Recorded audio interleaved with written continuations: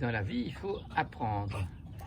Et oui, même nos animaux qui se rencontrent, le chien et le chat, doivent apprendre à reconnaître là où il pourrait y avoir un danger. Oh! Brownie, fouille. Brownie, assis. Voilà.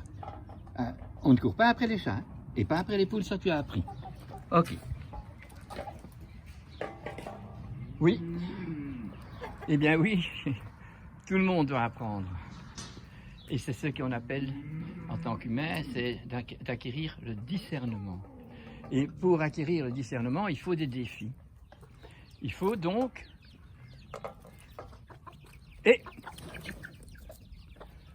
laisser les animaux dans un environnement où ils ne sont pas séparés, pas confinés, pas tous les vieux ensemble, tous les enfants ensemble. Non, non.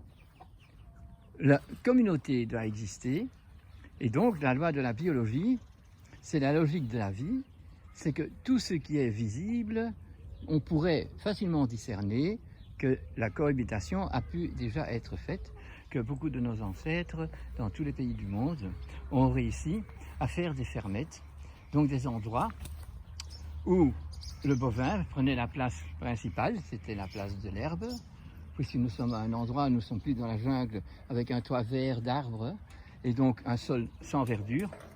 Et là où il y a du ciel bleu, aujourd'hui c'est pas tout à fait bleu, mais quand le ciel est ouvert, eh bien à ce moment-là, qu'est-ce qu'on a?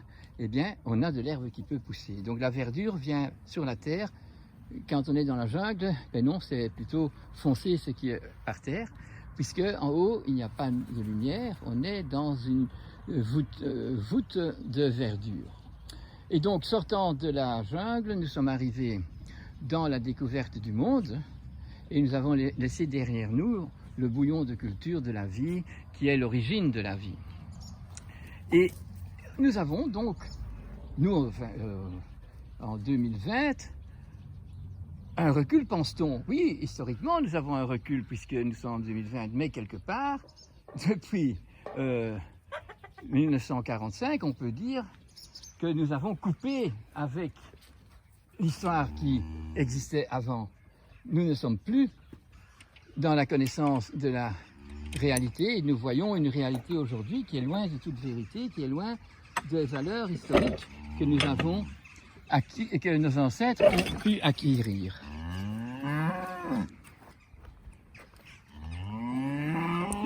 Oui, oui, oui. Oh là là, on va essayer de trouver cette porte, voilà. Voilà, nous sommes maintenant dans la zone de verdure où nos deux belles vaches se trouvent et notre taureau. Et ici, je pensais aujourd'hui essayer de faire un bilan parce qu'il est grand temps que nous reconnaissions où nous sommes. Parce que ça devient long, ça devient très long et on sent bien que ça va continuer encore bien longtemps, qu'il n'y a pas beaucoup de logique, de conséquences dans ce qui se passe sur place en Belgique, mais également partout dans le monde quand nous écoutons ce qui vient sur les médias, dans les journaux, ce que les journalistes qui font partie du groupe de tous ceux qui sont dans la crise, mais qui ne veulent pas nous en sortir, mais qui veulent en abuser pour augmenter leur despotisme et de moins en moins chercher à comprendre pour eux-mêmes la raison d'un virus, par exemple. Et c'est absolument nécessaire que nous nous rendions compte que dans la transparence qu'il y a entre Margot et moi, il n'y a que des choses invisibles, puisque dans la transparence, c'est invisible, puisque sinon c'est pas transparent. Donc, dès qu'il y a une forme qui se met entre cette vache et moi, nous aurons donc, comme ma main qui s'est mise là, eh bien, nous avons une forme qui empêche la continuité de cette transparence. Cette transparence, nous devons déjà imaginer qu'elle continue même quand il n'y a pas de lumière, mais alors on ne le voit pas. Mais donc, c'est dans cette transparence, dans ce plein d'air, que nous avons, que la nature a l'occasion d'informer. Donc, la nature informe ce qu'il faut que la biologie fasse. donc autant que le crocus va sortir à tel endroit et à tel moment, eh bien ce message est envoyé par des exosomes, par donc des petites particules qui transmettent à tous les crocus, voilà, ok, c'est le moment, allez-y. Hein, et donc, il y a des endroits où il n'y a pas besoin de crocus puisque ça ne peut pas y pousser, puisque ça ne correspond pas au climat ou à la terre, la nourriture que la terre peut offrir, bien, ce message n'est pas envoyé. Eh bien, le virus fait la même chose. Il envoie des messages et chaque virus a un code génétique qui est préprogrammé par l'intelligence créatrice qui a dit que voilà, ça c'est dans les 5 sens, vous entendez le beuglement de notre vache ici, eh bien ce sont des messages qui sont envoyés et que toutes les vaches comprennent, et même les chevaux comprennent ça, et même les moustiques comprennent ça. C'est une cohérence qu'il y a dans la nature. Mais juste, à part l'homme qui peut rentrer dans l'imaginaire et rentrer donc dans ce monde de la transparence, qui peut aller dans l'éternel. Allez, hop, hop, hop, hop!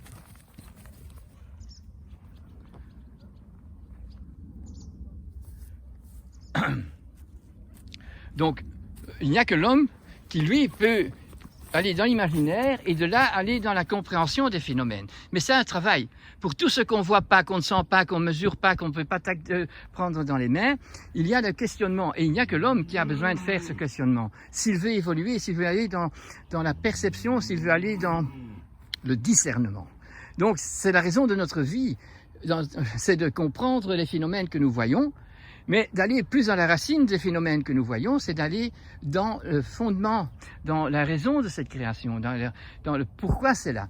Et nos ancêtres, quand ils commençaient à se développer et à s'être sédentarisés dans un endroit de la planète, eh bien, ils ont compris que en s'associant au climat, à l'environnement, et en mettant les animaux ensemble sur un endroit, en faisant cette fermette où tous les animaux étaient ensemble, où la vache prenait la place prépondérale et le cheval la place du travail, donc qui quittait la ferme plus souvent parce qu'il était celui qui conduisait et qui tirait la charrette et la charrue, et donc qui avait cette place beaucoup plus droite, beaucoup plus élevée. D'ailleurs, on appelait, quand je suis sorti vétérinaire, ma première visite, en flamand, on disait le peer de meester, donc le maître des chevaux, parce que le cheval était déjà le maître à la ferme. Donc il y avait cette hiérarchie qui était reconnue sans devoir le fixer intellectuellement. C'était un constat que le peuple reconnaissait, tout comme ils avaient appris à transmettre de père en fils et de mère en fille toutes les valeurs de la vie, et donc comment il fallait faire pour garder l'art de vivre et connaître l'art de guérir en même temps, hein, puisque quand l'enfant avait mal à l'estomac, eh bien la maman ou la grand-mère allait cueillir, ou bien avait déjà dans un petit pot des fleurs de camomille séchées qu'il fallait faire la tisane, et voilà, on arrivait à guérir la chose, et puis directement on pouvait aussi essayer de trouver la source de cette maladie, parce que la gamine, bon, elle avait trouvé le paquet de chocolat peut-être, et voilà que c'était l'origine. Bon, alors c'était donc bien connecté. Mais maintenant, les connexions ne sont plus. Depuis la Deuxième Guerre mondiale, on a la preuve qu'il n'y a plus de connexion, que l'humanité tout entière, et surtout ceux qui ont le pouvoir, c'est-à-dire les universités, les riches, les industriels, je disais les universités, mais tous ceux qui sont nommés professeurs, ou qui sont nommés policiers, ou qui sont nommés dans notre société, tous ceux-là ont un pouvoir, et grâce à cette nomination, ils abusent de ce pouvoir, parce que ce pouvoir n'est pas en relation avec la conscience, avec la connaissance, avec la perspicacité du discernement. Et donc, ce que nous devons aujourd'hui, pour sortir de cette crise, ceux qui vont réfléchir, ceux qui vont penser, ceux qui vont méditer, ils doivent voir clair et absolument comprendre que le virus, la bactérie, tous les éléments qui sont vivants sur Terre ont un rôle et sont une information, et que nous devons la connaître. Donc il ne faut pas essayer d'enlever la lampe rouge de votre voiture parce qu'elle fait l'alarme. Il faut essayer de comprendre pourquoi il y a l'alarme, et de là chercher exactement la cause. Il y a un manque d'eau, ou il y a manque de mazout, où il faut remettre de l'huile dans la réserve qui sert au frein. Eh bien, l'alarme est un signal, comme le virus est un signal, comme la bactérie est un signal, comme la mouche est un signal, comme le scarabée et la sauterelle ont leurs signaux. Mais depuis la Deuxième Guerre mondiale, nous savons que nous avons quitté le monde de de la quotidienneté avec la nature, avec les cohérences qui sont l'un avec l'autre, nous sommes devenus donc des extraterrestres sur la Terre, puisque sur la Terre nous avons commencé à faire ce que nous subissons aujourd'hui, c'est le confinement. Nous séparons les animaux, il n'y a plus que des poules, il n'y a plus que des vaches, il n'y a plus de veaux, les veaux il n'y a que des veaux, il n'y a pas de vaches, les cochons ils sont enfermés, ils sont sur du béton, ils sont dans de l'air confiné. Donc nous sommes arrivés trop loin. Tout ça pour avoir une économie en marche, une économie qui est devenue contagieuse pour toute la planète et qui a tout à fait abandonné la valeur de tout endroit sur Terre, de toute patrie, de toute zone. Et donc on voit maintenant que partout la décadence se fait, la pollution s'installe, et même des endroits où il n'y a directement pas d'industrie, nous voyons le riff de corail qui est en train de se disséminer, qui est en train de casser également. Nous voyons que l'ozone a été trouvé et que nous avons un mélange d'air plein qui est chez nous avec l'air vide qui est dans l'espace, et donc nous perdons tout plein de qualités que notre Terre a besoin, que notre planète a besoin, parce qu'elle est différente des autres planètes et elle est dépendante des autres planètes. Elle est dépendante de ce vrai vide qui est plein de nos informations et de capacité de donner le soleil de notre galaxie l'occasion d'avancer dans notre santé et dans notre épanouissement. Mais au lieu de ça, nous ne sommes pas dans l'épanouissement, parce que alors nous inventons des panneaux solaires, des éoliennes, mais on avait déjà découvert que le moulin à vent des Hollandais et des Portugais et des Espagnols était fantastique, et qu'à ça nous avons une capacité de tout faire d'une façon naturelle et d'une façon non polluante, d'une façon où la connaissance des forces et des énergies qui étaient naturelles nous permettait de continuer sans pollution. Mais il fallait donc rester pied sur terre et pas partir sur la Lune et faire de notre planète un vaisseau spatial qui n'est donc pas un endroit pour bien vivre, parce qu'une fois que vous partez là tout en haut, c'est sûr qu'il faut vous mettre des masques, des gants, un scaphandrier, parce que vous êtes dans un endroit qui n'est pas vivable. Et voilà, c'est là auquel nous sommes arrivés. Donc, ma discussion de ce soir, c'est s'interpeller un peu et savoir de quels scientifiques nous pouvons prendre les données qui sont justes et qui sont dans le vrai discernement, et desquelles on ne peut pas suivre. Si on est obligé de suivre, ben on met le masque parce que sinon on doit payer des contraventions. Mais on sait très bien que ce masque, et que le scientifique qui vous dit qu'il faut mettre un masque pour se protéger d'un microbe, d'un virus qui est si petit qu'il passe tout à fait à travers, et que ce n'est pas le masque qui va par voie aérogène qui transmet le virus, parce que dans la zone de transparence que nous avons entre nous, eh bien, c'est le mouvement de l'air qui amène des milliards de microbes, des milliards de virus, et qui vont prendre place et s'épanouir que si nous les invitons. Et si cette vache invite le varron ou invite les mouches, eh bien, c'est qu'il y a une raison, et que nous devons alors voir comment assainir l'environnement pour que cette mouche ne doive pas venir faire son ouvrage.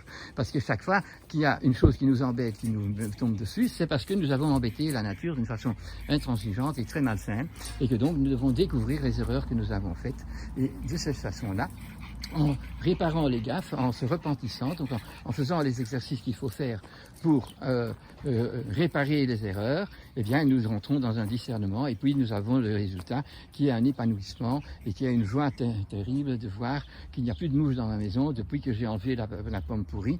Eh bien toutes les mouches sont parties dans les 24 heures et je n'ai pas employé un pesticide ou un insecticide. Et alors dès qu'on parle de insecticides, pesticides, nous sommes tout à fait dans le contraire à la loi de la nature et à l'idée de faire pour demain quelque chose de beau. Dès que nous sommes des terroristes, eh bien, nous savons avoir que des effets du terrorisme, et s'il y a d'autres qui sont fâchés, eh bien, ce sont des antiterroristes qui sont aussi terroristes que les terroristes. Donc allons vers la paix, et la paix ça va avec la connaissance ça va avec la réflexion, et c'est avec le discernement. Et alors il faut trouver les gens qui ont déjà fait cet effort avant nous, ou les écritures qui nous l'expliquent, parce qu'alors là, nous allons devenir beaucoup plus facilement sages, et notre émotionnel peut être maîtrisé. Voilà, c'est un peu très nécessaire aujourd'hui, parce que nous voyons que tout continue d'une façon de plus en plus irritante pour les gens qui sont perturbés, et bien sûr la peur n'est pas quelque chose qui fait du bien. Alors essayons vraiment de rentrer dans la connaissance et dans la reconnaissance des faits et de revoir que ce qu'il nous faut, c'est des connexions et que les connexions doivent être avec la végétation, doivent être avec les animaux, autant ceux qui volent que ceux qui sont sur Terre et que voilà, nous avons un rôle là-dedans, c'est notre responsabilité. Nous sommes ici en principe des maîtres, mais maintenant nous sommes des exploitants, nous sommes des criminels, nous sommes en train de démolir cette belle nature qui a en elle tous les moyens de se recycler d'une façon quotidienne et que ça peut se rattraper par semaine ou par mois ou ainsi de suite. Maintenant nous arrivons au plus loin, donc le virus de Covid nous indique que nous avons triché avec la nature, que nous avons menti, que nous sommes vraiment criminels au fait, et que ça se retourne sur nous. Nous sommes suicidaires dans la façon dont nous faisons les choses aujourd'hui. Alors, essayons de renaître, de retrouver notre rôle de notre incarnation et de revoir dans la nature ce qui doit être beau et savoir que donc il y a une loi biologique, une logique de la vie qui fait qu'il y a une différence entre le jour et la nuit et que tout est continuité, mais que c'est nous qui devons nous mettre au diapason de la nature. Alors voilà, essayons de faire une harmonie nouvelle et d'arrêter toute cette cacophonie dans laquelle nous sommes. Merci de votre attention.